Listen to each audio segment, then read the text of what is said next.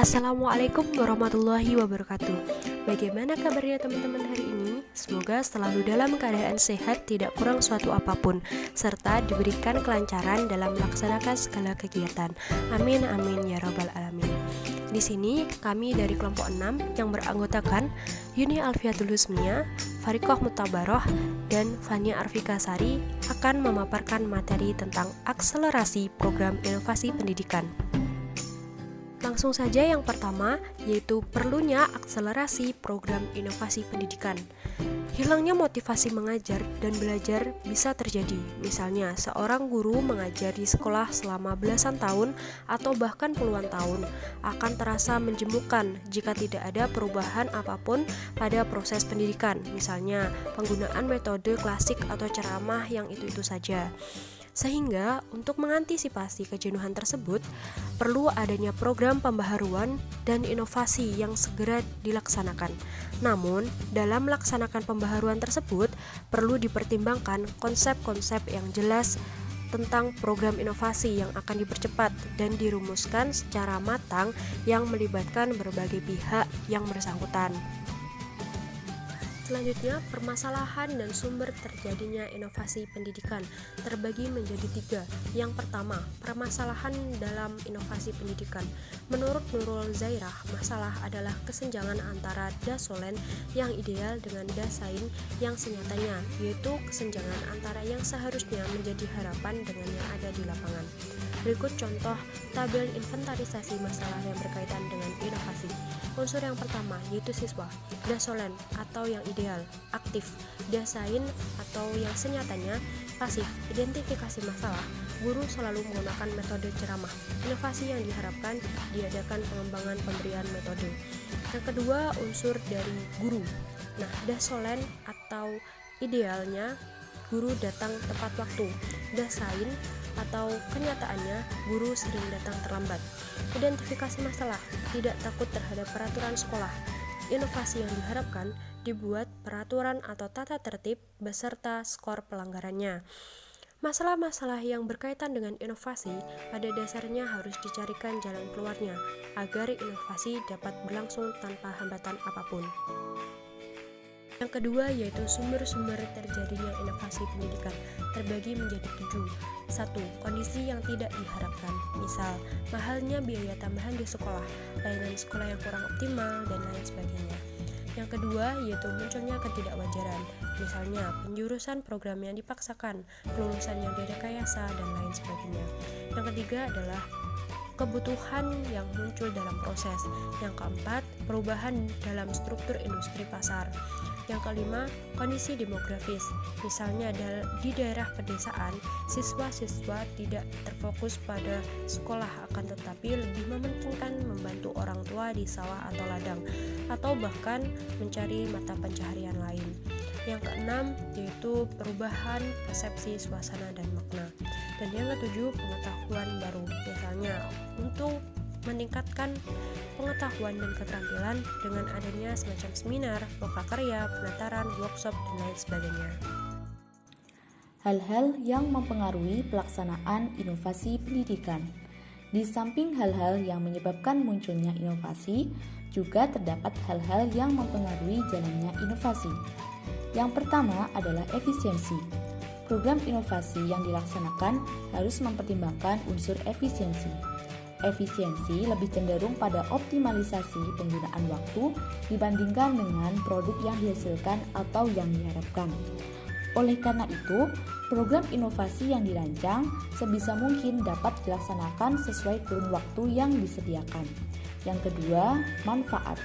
Inovasi tidak hanya mempertimbangkan atau menyalurkan hasrat ide seseorang atau sekelompok orang, tetapi juga harus memperhitungkan faktor manfaat yang diperoleh.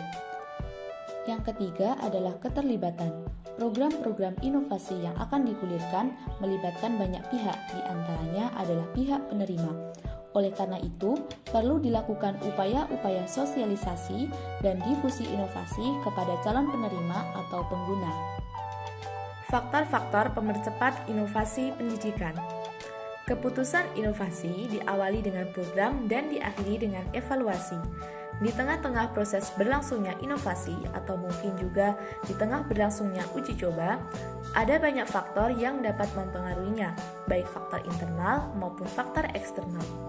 Perlu kita ingat bahwa dalam setiap interaksi antar manusia, kadang terjadi sesuatu yang dapat menghambat dan mempercepat laju inovasi. Berikut hal-hal yang dapat mempengaruhinya. Yang pertama, keuntungan relatif.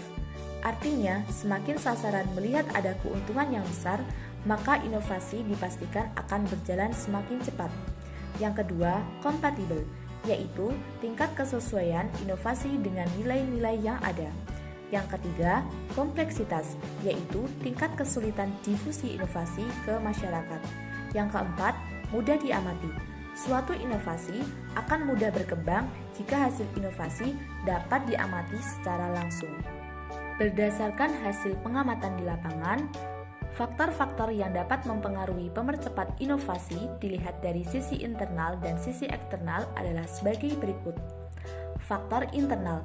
Faktor internal meliputi motivasi diri, komitmen. Komitmen di sini merupakan wujud dari janji kebersamaan untuk mempercepat proses inovasi, karena setiap orang yang terlibat di dalamnya merasa bertanggung jawab terhadap isi komitmen yang dibuat bersama. Yang ketiga, tersedia sumber daya manusia. Yang keempat, melanjutkan konsep, yaitu mewujudkan konsep yang sudah ada tetapi belum optimal. Yang kelima, gaya kepemimpinan kepala sekolah. Faktor eksternal. Faktor eksternal meliputi pujian atau penghargaan yang diberikan kepada pihak pemrakarsa atau kelompok yang telah berhasil melakukan inovasi. Hal ini diharapkan dapat memacu inovasi-inovasi yang lain. Yang kedua, adanya peraturan dan instruksi. Hal ini berkaitan dengan strategi paksaan terhadap sasaran perubahan untuk mencapai tujuan perubahan. Yang ketiga, tersedianya dana, baik dana yang berasal dari komite sekolah maupun bantuan langsung dari pemerintah pusat. Inovasi akan berjalan cepat karena pada umumnya kegiatan inovasi berbanding lurus dengan biaya. Yang keempat, peran komite sekolah. Komite sekolah yang mampu mempercepat proses inovasi adalah komite sekolah yang mampu menggali dana dan dukungan non-material dari berbagai pihak. Dengan demikian, unsur-unsur pemercepat program inovasi, baik secara internal maupun eksternal, dan aspek-aspek yang lain yang mendukung harus dioptimalkan. Hal itu dikarenakan mampu mendorong keberhasilan program inovasi yang dilakukan. Selanjutnya yaitu atribut inovasi pendidikan. Atribut inovasi adalah segala sesuatu yang dapat mempengaruhi cepat lambatnya laju suatu inovasi untuk diadopsi oleh anggota sistem sosial. Atribut inovasi juga dapat diartikan sebagai sesuatu yang dapat mempengaruhi suatu inovasi diterima atau tidak oleh suatu anggota sistem sosial. Yatman, Duncan, dan Holbeck mengemukakan bahwa cepat lambatnya penerimaan inovasi dipengaruhi oleh atribut inovasi sendiri. Beberapa atribut inovasi menurut Yatman. Yang pertama yaitu pembiayaan atau cost. Cepat lambatnya penerimaan inovasi dipengaruhi oleh pembiayaan, baik pembiayaan awal maupun pembiayaan untuk pembinaan, misalnya penggunaan modul di SD. Yang kedua yaitu balik modal atau return to investment. Atribut ini hanya ada pada inovasi di bidang perusahaan dan industri. Yang ketiga yaitu efisiensi. Inovasi akan cepat diterima jika pelaksanaannya dapat menghemat waktu dan terhindar dari berbagai macam hambatan.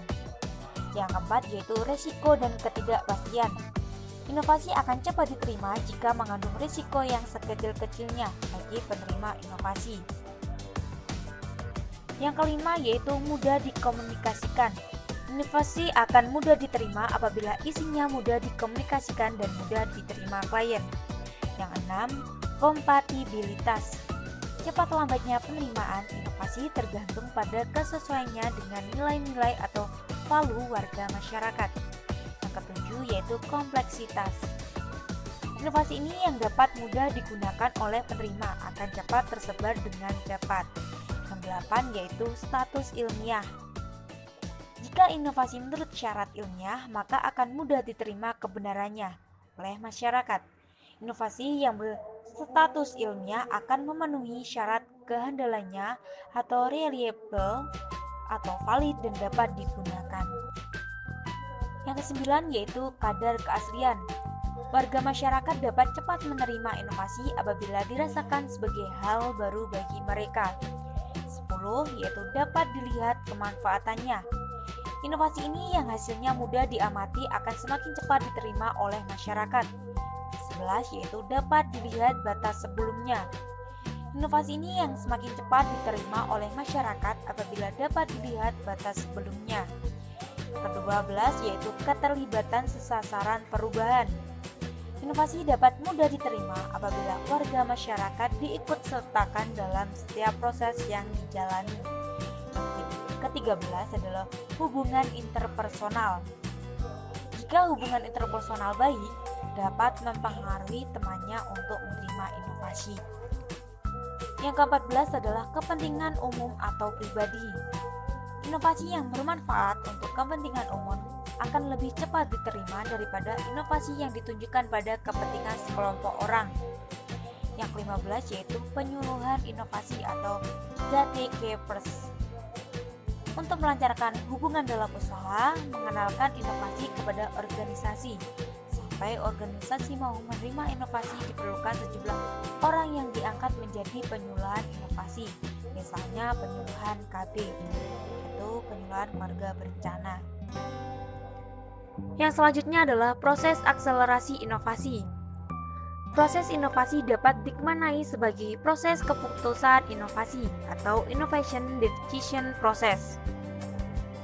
Proses keputusan inovasi adalah proses yang dilalui atau dialami oleh seseorang atau kelompok pengambilan keputusan melalui dari yang pertama kali tahu adanya inovasi. Kemudian dilanjutkan dengan keputusan sikap terhadap inovasi. Penetapan keputusan apakah ia menerima atau menolak untuk berinovasi. Implementasi atau perwujudan dari inovasi serta konfirmasi terhadap keputusan inovasi yang telah diambilnya.